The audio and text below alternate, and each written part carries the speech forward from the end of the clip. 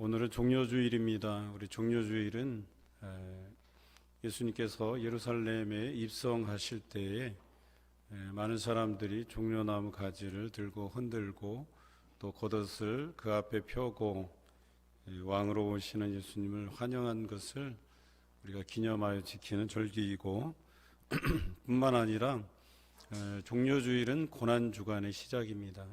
예루살렘에 입성하셔서 예수님께서 그 고난의 한 주간을 보내신 것들을 우리가 묵상하고 또 이 기간 동안에 우리 신앙을 다시 한번 점검하고 돌아보고 또 고쳐야 될 부분들은 또 고쳐가고 우리가 반성하고 회개해야 할 부분들은 또 회개해가는 그런 기간이기도 합니다.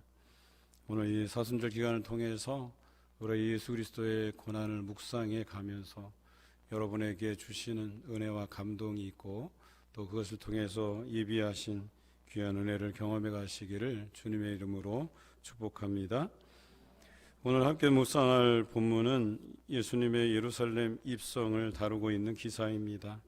예수님께서 공생애를 시작하시면서 크게 세 가지 사역을 하셨습니다. 그 첫째 사역이 가르치는 사역이었고, 둘째 사역은 전파하는 사역이었고, 세 번째 사역은 고치시는 사역이었습니다. 하나님의 나라와 그 의를 가르치시고 전파하시고 또 병든 자들과 귀신 들린 자들을 예수님께서 고치셨습니다. 예수님께서 가시는 곳마다 권위 있는 가르침이 또 전파하심이 있으셨고 뿐만 아니라 기사와 표적이 나타났습니다. 그래서 예수님께 따르는 무리들이 많았다고 성경을 기록하고 있습니다. 그런 예수님께서 드디어 예루살렘에 입성하게 되었습니다. 그리고 이때는 유월절 명절이 다가오고 있었기 때문에 예루살렘에 많은 사람들이 모여들었습니다. 많은 사람들은 예수님을 향해서 환호성을 지르고 예수님께서 유대인의 왕이 될 것이라고 그들은 기대했습니다. 사실 당시 유다는 로마의 속국이었기 때문에 예수님께서 메시아로 오셔서 유대인의 왕이 되시고 자신의 나라를 이끌어서 로마의 속국으로부터 벗어나게 하실 것이다 라고 기대했었습니다. 물론 구약의 여러 선지자가 이 메시아를 예언했고 사람들은 예수님께서 메시아 되심을 굳게 믿기는 했었습니다. 그러나 그들이 기대했던 메시아는 예수님께서 걸어가신 행보와는 다른 그런 기대를 했다라고 하는 것이죠. 그들은 예수님께서 자신들의 왕, 지금으로 얘기하면 대통령 정도 되겠죠. 자신의 지도자가 되어서 어떤 방식으로든 유대가 로마의 속국으로 벗어나게 할 것이라고 기대했겠지만 그러나 예수님께서는 베드로가 예수님을 하나님의 아들 또 그리스도라 고백한 이후에 자신이 십자가에 죽어야 될 것과 3일 만에 부활할 것에 대해서 말씀하신 그때로부터 이것이 자신들이 기대했던 메시아의 길과는 좀 다르다라고 하는 것을 느끼기 시작했습니다. 처음에는 예수님을 많은 사람들이 따랐지만 그 선언이 있은 후에 많은 사람들이 예수님을 떠나갔습니다. 그래도 여전히 예수님께서 유대인의 왕으로 등극하실 것에 대한 희망을 가지고 있는 사람들이 오늘 본문에 모여서 예수님의 예루살렘 입성을 축하하고 환영하고 환호하는 모습들을 우리가 보고 있습니다. 사실 저마다 예수님의 그 오심을 환영하는 뜻에서 겉옷을 벗어서 이 땅 위에 펴고 뿐만 아니라 다른 본문에서는 종려나무 가지를 흔들었다 이렇게 기록하고 있습니다. 예수님을 환호했습니다. 뿐만 아니라 그런 메시아를 이 땅에 보내주신 하나님을 찬송했습니다. 그런데 이렇게 환호하는 그 많은 군중들, 많은 사람들의 그 이면, 다른 면들을 들여다보면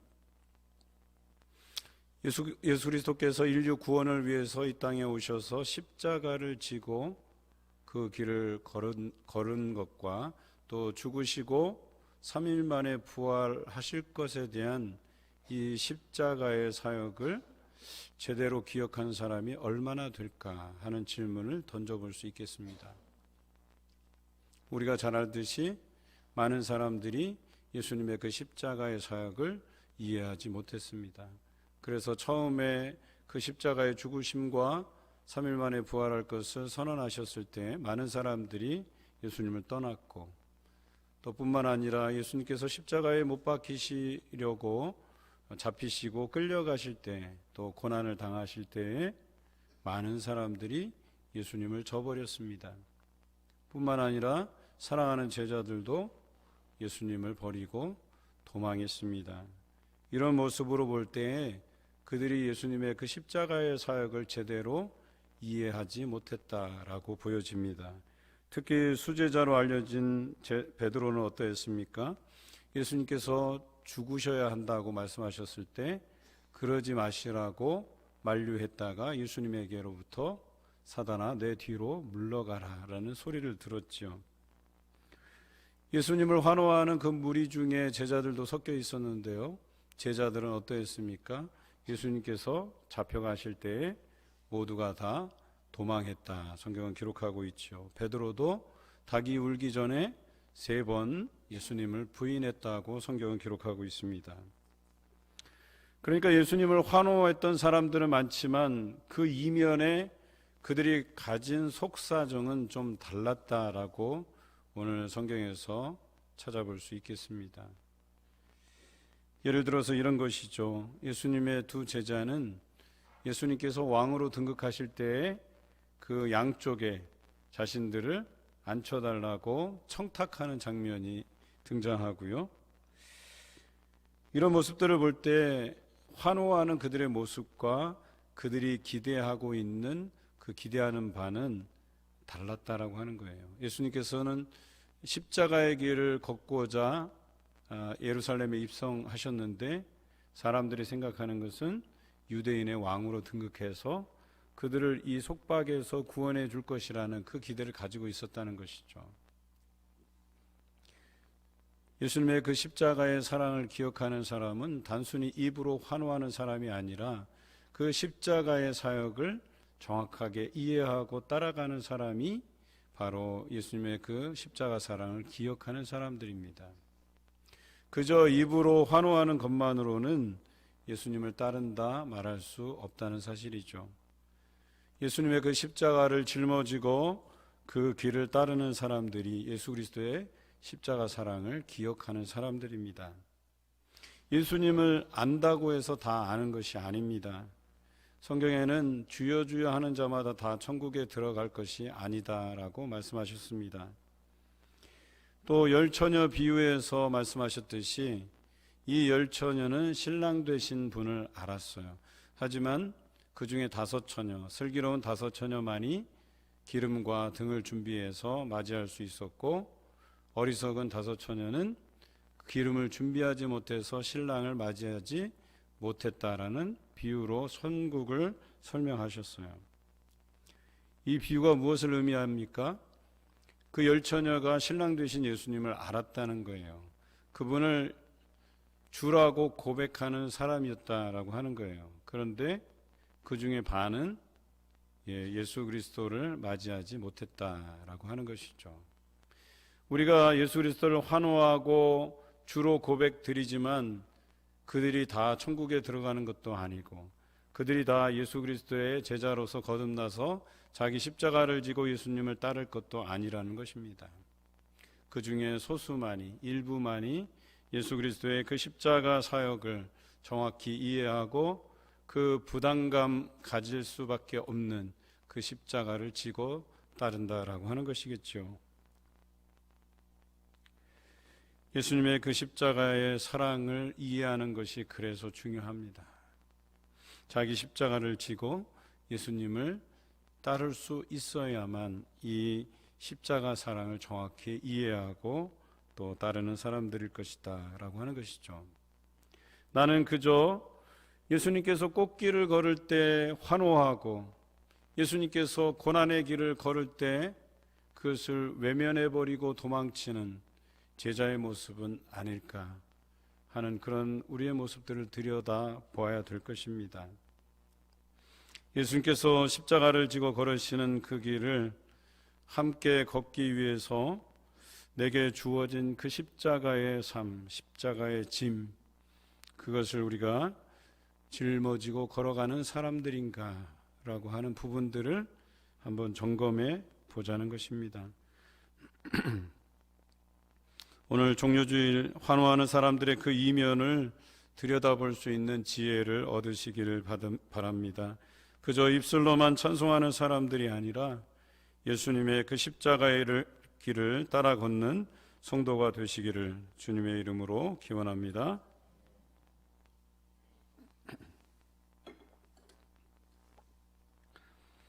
사람들이 예수님의 그 예루살렘 입성을 환호하면서 하나님께 찬송을 올려드리는 그 모습을 보면서 배가 아픈 사람들이 있었습니다. 바로 바리새인이라고 성경은 기록하고 있지만 바리새인들을 포함해서 종교 지도자들이라고 할 수 있겠지요. 사실 그들은 배가 아픈 정도가 아니라 긴장하고 있었습니다. 그들은 위기감을 느끼고 있었습니다. 예수라 하는 이 젊은이가 하나님의 아들로서 찬양받을 만한 존재인가 라고 하는 그 의구심을 그들은 떨쳐버릴 수가 없었습니다. 오히려 예수님을 환호하는 제자들을 왜 책망하지 않느냐면서 예수님에게 따져 물었습니다. 그래도 그들은 예수님을 선생이여라고 표현한 것으로 보아서는 적어도 당신의 그 권위 있는 가르침 또 나타나는 기사와 표적을 보아서라도 선생 정도로는 예우해 줄 수 있으나 당신이 생각할 때 당신이 정말 하나님의 아들 메시아라고 생각하고 있느냐고 반문하는 것이겠죠. 바로 이것이 당시 종교 지도자들의 입장이었습니다. 더군다나 예수님께서는 죄사함의 세례를 선포한 세례 요한에게 가서 세례를 받으신 분이셨죠. 여러분, 이게 얼마나 그 당시로서는 심각한 사건인지 설명해 드리겠습니다. 이 구약에서는 사람들이 죄사함의 부분을 해결하기 위해서는, 죄를 해결하기 위해서는 절기마다 그 짐승을 잡아와서 그것을 제사장 앞에 두고 자기가 그 짐승 위에 손을 얹어서 자기 죄를 그 짐승에게 전가시키고, 그리고 제사장이 그 제물을 하나님 앞에 태워드려야만 죄가 해결받을 수 있었던 것이에요. 그런데 이런 형식을 취하지 않고 요단 강가에서 세례 요한이라는 사람이 나타나서 죄 사함의 세례를 주었던 것이에요. 그러니까 그들이 오랫동안 전통으로 이렇게 지켜져 왔던 그 제사의 규례가 아닌 바로 죄사함의 세례를 통해서 죄를 해결받을 수 있다는 그런 제안을 받은 거예요. 그러니까 이 기존 세력들, 이 제사법을 통해서 자신의 기득권을, 자신의 이익을 취하고 있는 종교 지도자들에게는 이것이 위기가 아닐 수 없었던 것이에요. 그리고 예수님은 바로 그러한 세례 요한에게 세례를 받았다라고 하는 것이 그들에게 더 심각한 위기감으로 다가왔다라고 하는 것이죠. 한번 생각해 보세요. 절기마다 사람들이 그 죄를 해결받기 위해서 짐승을 하나님께 바쳐드려요. 그런데 거기에 제사장의 몫이 있습니다. 우리가 잘 알듯이 흔든 가슴과 뒷다리라고 하죠. 제사장의 입장에서는 백성들이 자주 와서 하나님께 제사 드리는 걸 원해요. 그러다 보니까 제사장의 입장에서 엄밀히 따지면 백성들이 죄를 짓지 않도록 권면해야 하고 가르쳐야 되는 입장인데, 그렇게 되면 사람들이 예루살렘으로 올라와서 제사 드리는 횟수가 적어질까 봐 오히려 백성들의 죄를 방치하게 내버려 두는 것이죠. 그리고 사람들이 빈번하게 제물을 바치게 하고 거기에 대한 자신의 소득을 취하는 데만 생각했다, 골몰했다, 집중했다라고 하는 것이죠. 이렇게 제사장들은 타락해 가기 시작해요. 그리고 흔든 가슴과 뒷다리가 아닌 다른 부위들을 자신들이 취하는 엄청난 죄를 범하기도 했어요. 심지어 하나님께 먼저 제사 드리고 나서 자신의 몫을 취해야 되는데 그러지 아니하고 자신의 몫을 취하고 하나님께 제사 드리는 일들도 빈번해졌어요. 그러니까 이 제도가 이제는 제사장의 타락으로 말미암아서 온전하지 않은 제도가 된 거예요. 그래서 하나님께서는 그 옛 언약을 폐하시고 새로운 언약을 우리에게 주셨는데 그것이 바로 예수 그리스도를 통해서 그분이 친히 대제사장이 되셔서 어린 양 제물이 되셔서 자신의 십자가에 드림으로 인해서 우리가 그 피를 믿고 그 피를 통해서 속죄함을 얻을 수 있다는 그 믿음 안에서 우리가 죄사함을 얻을 수 있다는 이 새 언약을 우리에게 주신 것이죠.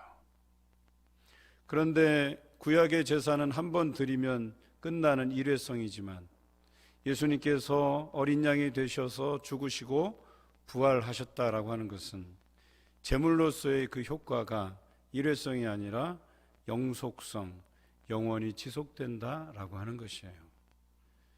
여러분 한번 생각해 보세요. 이 거대한 종교 지도자들의 카르텔이 이것으로 인해서 한꺼번에 무너져 내릴 수 있는 거예요. 이들은 많은 사람들이 너무 분주하고 바빠서 흠 없는 제물을 준비하기가 어려웠어요.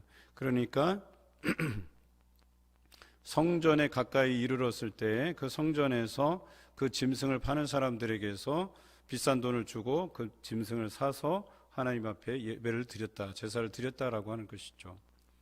그리고 종교 지도자들은 이러한 상인들이 그 자리에 이권을 내주면서 거기에 대한 수수료를 받게 되어 있었어요. 그리고 상인들은 그 수수료를 위해서라도 비싼 값에 넘겨야 돼요. 이윤을 많이 차지해야 돼요. 그러니까 흠 없는 것을 관리하기는 어려우니까 흠 있는 것들을 비싸게 팔아 넘긴 거죠. 하나님의 입장에서는 이 흠 없는 제물이 드려져야 되는데 흠 있는 것들로 드려지는 이 더러운 제사를 더 이상 받으실 이유가 없었던 거예요. 그리고 이들은 하루아침에 이 예수 그리스도를 통해서 자신들이 형성하고 있는 이 종교 카르텔이 이제 당장에 무너지게 생겼다라고 하는 거예요. 거기에서 취한 이득을 가지고 분봉왕에게 뇌물을 바치고 로마의 총독에게 뇌물을 바치고 로마에게 세금을 바치는, 그래서 이스라엘 백성들이 그 삼중 세금으로 인해서 고통을 당하든 말든 그것에 관심이 없었어요. 로마에 바치는 세금, 성전세도 내야 되고 11조도 들여서 성전에서 봉사하는 종교 지도자들을 섬겼어야만 했어요. 그런데 예수 그리스도를 통해서 이 모든 것을 둘러 엎으신 거죠. 또한 상인들의 그 상업 행위들을 다 둘러 엎으셨어요. 사고 팔고 하는 그 행위에 대해서 말씀하신 게 아니에요. 그들의 거대한 종교 카르텔, 그것을 들러 엎으신 거예요. 결국 그들에게는 예수님이 눈의 가시처럼 여겨졌다라고 하는 것이죠. 그래서 그들은 예수님을 메시아로 받아들이는 것을 주저했다라고 하는 것입니다. 왜냐하면 그들의 이익에 반하는 것이었기 때문에 그래요. 이 시점에 우리를 한번 돌아보자는 거예요. 과연 우리는 우리의 이익에 반하는 것으로 인해서 예수 그리스도를 외면하지는 않았는지, 또 예수 그리스도를 메시아로 받아들이는 것을 주저하지는 않았는지, 우리에게 사명감으로 주신 그 사명들을 이익에 반한다고 해서, 내가 손해본다고 해서, 내 시간이 아까워서, 물질이 아까워서 그것들을 거부하고 있었는지는 않았는지, 만약에 우리가 기꺼이 이 물질과 생명까지도 예수님의 그 십자가 사역을 위해서 희생하지 못했다면 결국 종교 지도자들처럼 예수님을 메시아로 인정하지 않고 주저하는 모습과 다르지 않다는 것입니다. 주의 성수는 뒷전이고 나의 안전과 이익만을 생각했고 또 자녀들이 말씀 안에서 자라가는 그런 것보다는 세상의 경쟁력을 얻기 위해서 많은 물질과 시간을 허비하고 또 예수님의 피로 세우신 교회와 또 여러 가지 사역과 봉사를 외면하지는 않았는지 이 시간 우리의 모습을 돌아보아야 할 것입니다. 여러분 여전히 주저하고 계십니까? 예전에 거듭나지 못한 모습의 미련의 모습이 있으십니까? 내 편리를 위해서 신앙생활하는 것이 더 중요하십니까? 예수님의 십자가 사랑에 내 아까운 물질과 시간을 바치기 어렵다고 여기십니까? 그렇다면 예수님을 메시아로 인정하지 않는 종교 지도자들과 다를 바가 없는 것입니다. 이제는 거듭나야 되겠습니다. 이제 고난주간이 시작되었습니다. 예수님의 그 십자가 사랑을 이제는 우리가 깊게 묵상할 때입니다. 여러분을 위해서 자기 목숨을 내어주신 분이십니다. 그분이 아니고서는 우리가 구원을 얻을 만한 다른 이름을 우리에게 주신 일이 없다고 말씀하신 분이십니다. 아낌없이 이제 내 것을 버리시기 바랍니다. 재물을 팔아 가난한 자들에게 주라는 예수님의 말씀에 근심하여 떠나갔던 그 부자 청년이 아닌, 또 자신의 재물의 일부를 감추고 일부만 사도들을 발 앞에 둔 아나니아와 삽비라의 모습이 아닌 브리스길라와 아굴라처럼 십자가 사랑을 알고 헌신적으로 사명 감당하시는 성도가 되시기를 주님의 이름으로 기원합니다. 사람들이 하나님을 찬송할 때 바리새인들은 주저했습니다. 오히려 제자들을 힐난하고 비판했습니다. 예수님께서는 바리새인들에게 이렇게 말씀하셨습니다. 내가 너희에게 말하노니 만일 이 사람들이 침묵하면 돌들이 소리 지르리라. 그렇습니다. 바리새인들의 그 바람대로, 혹시라도 그 바리새인들의 바람대로 사람들이 예수님을 향해서 환호하지 않고 하나님을 찬송하지 않고 제자들마저도 예수님을 향해서 환호하지 않았더라도 하나님께서는 길가에 굴러다니는 돌들로도 환호하게 하신다라고 말씀하신 거예요. 혹 우리가 오늘 이 자리에 모여서 하나님을 찬송하고 예수 그리스도의 그 가르침을 따르지 않는다고 할지라도 하나님께서는 다른 사람을 통해서라도 소리 지르게 하시는 분이시다, 찬송하게 하시는 분이시다, 예배드리게 하시는 분이시다 라고 하는 것이에요. 그래서 교회라고 하는 것은 예수 그리스도를 메시아로 인정하기를 주저하는 사람보다 예수 그리스도의 그 십자가의 사랑을 기억하고 기꺼이 내 십자가를 지고 따르는 사람들이 필요하고, 그런 사람들의 예배를 하나님께서 받으시는 것입니다. 우리가 예수 그리스도의 그 십자가 삶을 살아내지 못한다 할지라도 하나님께서는 다른 이들로 예수 그리스도의 그 십자가 삶을 살아내게 하신다는 것이죠. 또 그들로 하나님의 뜻을 받들게 할 뿐만 아니라 우리에게 예비된 복을 그들에게 주시겠다라고 하시는 것입니다. 여러분, 요한계시록에 보면 에베소 교회에 대한 기록이 있습니다. 에베소 교회에 대해서 책망하시는 부분이 있습니다. 바로 첫사랑을 버렸다라고 해서 책망받았습니다. 그리고 또한 에베소 교회에게 이렇게 말씀하시죠. 회개하여 처음 사랑을 회복하지 아니하면 촛대를 옮기시겠다고 말씀하셨습니다. 여러분, 촛대를 옮긴다는 표현은 더 이상 그 촛대의 기름이 공급되지 않는다라는 뜻이에요. 은혜의 말씀이 부어지지 않는다는 것이에요. 그러면 메마르고 또 기름이 공급되지 않아서 그 불이 꺼지게 되고 그저 촛대만 앙상하게 남은 것이 된다라고 하는 것이죠. 껍데기만 남을 뿐이다라고 얘기하는 것입니다. 하지만 여전히 하나님을 찬송하고 예수 그리스도를 환호하고 또 예수 그리스도의 그 십자가 사랑을 기억하며 실천하는 삶이 있는 한 말씀의 은혜가 여전히 부어질 것이고, 또 그것으로 성령의 공급하시는 기름 부음이 충만할 것이고, 그것이 계속되는 한 어떠한 상황에서도 교회는 회복되고 부흥하고 또 성령의 불길이 타오를 것이다 라고 하는 것입니다. 그래야 촛대가 옮겨지지 않고 하나님께서 그 교회에 맡겨진 사명을 제대로 감당할 수 있게 되는 것입니다. 여러분, 내가 아니면 안 된다는 생각을 버리시기 바랍니다. 여러분, 그런 사람들 100명이 있어도 소용이 없습니다. 오히려 조용히 순종하며 십자가의 짐을 지고 따르는 사람 한 사람이 더 낫습니다. 체면만 차리려는 사람보다 진실로 회개하며 기도하는 사람이 더 낫습니다. 지혜 있는 채 하는 사람보다 차라리 무지하고 어리석음을 고백하는 사람이 더 낫습니다. 교회에 사람이 많다고 부러워할 것이 없고 또 많다고 해서 교만할 것도 없습니다. 하지만 진정 자기 십자가를 지고 예수 그리스도를 따르는 사람이 있는 그런 교회를 부러워하시기 바랍니다. 우리 교회도 그와 같기를 힘쓰시기를 바랍니다. 여러분이 잘 아는 미국의 윌로우 크릭이라는 교회를 여러분 들어보셨을 겁니다. 참 한때 대단했던 교회였어요. 규모도 어마어마했죠. 물론 지금은 레이크우드 교회가 그 교회 성도들보다 더 많아졌지만, 이 교회를 담임하고 있는 빌 하이벨스 목사님이 어느 시점에 자신이 이와 같이 고백했어요. 우리 윌로우 크릭 교회는 예수님의 참된 제자를 길러내는데 실패했습니다. 그런데 얼마 전 또 충격적인 소식을 들었습니다.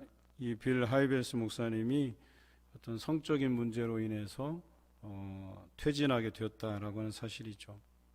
여러분, 한순간에 다 잃었어요. 이 교회가 회복을 위해서 노력하고 있지만 한순간에 너무 많은 것들을 잃었어요. 왜 그렇습니까? 처음 사랑을 잃어버렸기 때문에, 예수 그리스도의 제자됨을 잃어버렸기 때문에.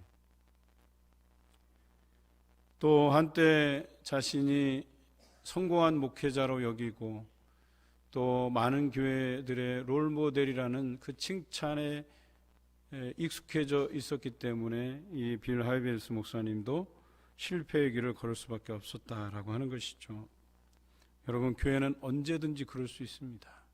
우리가 제자의 삶을 포기하면, 버려두면, 메시아를, 예수 그리스도를 메시아로 인정하는 것을 주저하면 이런 일들이 얼마든지 벌어질 수 있다라고 하는 것입니다. 우리는 십자가의 거룩한 부담감을 버려서는 안 됩니다. 이제는 그것을 우리가 안고 지고 가야 될 십자가로 여기면서 살아가야 할 것입니다. 반면에 오늘 우리 빌라델비아 교회는 이 에베소 교회와는 좀 달라요. 칭찬을 받은 교회죠. 어떻게 칭찬을 받았습니까? 작은 능력으로도 하나님의 말씀을 잘 지켰다, 하나님의 이름을 배반하지 아니하였다 해서 그 교회가 복을 받게 되었어요. 받을 복이 이렇습니다. 열린 문을 두었으되 능히 닫을 사람이 없으리라. 그러니까 그 길을 형통하게 하나님께서 하셨다라고 하는 거예요. 그 교회가 부흥할 수 있도록 그 문을 열어두셨는데 그것을 닫을 자가 없다라고 아주 좋은 복을 얻어 누리게 되었습니다. 그런데 이러한 교회도 경계할 것이 있다 말했습니다. 거짓말하는 자를 통해 시험이 있을 것이며 그것을 인내할 때, 그리고 그것을 그 유혹을 이겨갈 때에 면류관을 얻을 수 있을 것이라고 이 교회들에게 당부하셨습니다. 저는 우리 교회가 우리에게 주어진 그 촛대가 옮겨지지 않기 위해서 우리 교회뿐만 아니라 우리 성도들이 삶에서 예수 그리스도의 그 십자가 사역을, 그 사랑을 감당했으면 하는 바람입니다. 어떤 성도가 하나님께서 부여하신 그 사명을 외면할 때 하나님께서는 다른 사람을 통해서 그 일을 감당하게 하십니다. 우리 교회가 만약에 우리에게 주어진 사명을 감당하지 않는다면 그 사명을 다른 교회를 통해서 감당하게 하실 것입니다. 우리는 이 점을 꼭 기억해야 될 것입니다. 얼마 전 우리가 일불 선교 헌금을 시작했어요. 일불 선교주의를 지키면서 지금까지 오고 있어요. 많은 분들이 참여해 주시고 계세요. 그래서 세 분의 선교사님을 새롭게 후원할 수 있게 되었습니다. 저희가 금요 연합기도회 때 캄보디아 임창무 선교사님을 줌으로 이렇게 쌍방향 기도회를 저희가 진행했죠. 뭐 어떤 분들은 은혜가 되었다. 정말 그 선교지에 대한 그런 상황들에 대해서 공감하시는 분들이 계셨어요. 여러분, 그 선교사님이 말씀하셨잖아요. 지금 이 코로나 때문에 어려운 지경에 있는데 선교사님들도 굉장히 어려운데 교회들은 그 후원을 끊고 있다고, 연락이 안 되고 있다고. 여러분, 다른 어떤 교회는 후원을 끊고 하겠지만 저희 교회는 올해 새롭게 일부 선교를 통해 세가정 선교사님을 후원하고 있어요. 그런 거예요. 다른 교회가 안 하면 또 다른 교회를 통해서 하나님은 역사하시는 거예요. 또 그 사람들을 돕는 거예요. 여러분, 우리에게 주어진 그 사명을 외면하지 마시기 바라요. 그것이 아니면 다른 사람을 통해서도 영광을 받으시고 다른 교회를 통해서도 하나님께서 역사하시는 분이세요. 적어도 이 촛대가 옮겨지지 않기 위해서 우리 삶에 주어진 사명, 우리 교회가 감당해야 될 사명, 우리는 외면치 않고 그것을 자기 십자가로 여기고 감당하고 짊어지시는 여러분 되시길 바랍니다. 우리 봉산교회와 성도가 십자가 사랑을 기억하며 그 사랑을 실천해 나갈 때에 부어주시는 은혜가 있고 부흥의 불길이 타오르는 경험을 해나가실 그런 나가시길 주님의 이름으로 기원드립니다.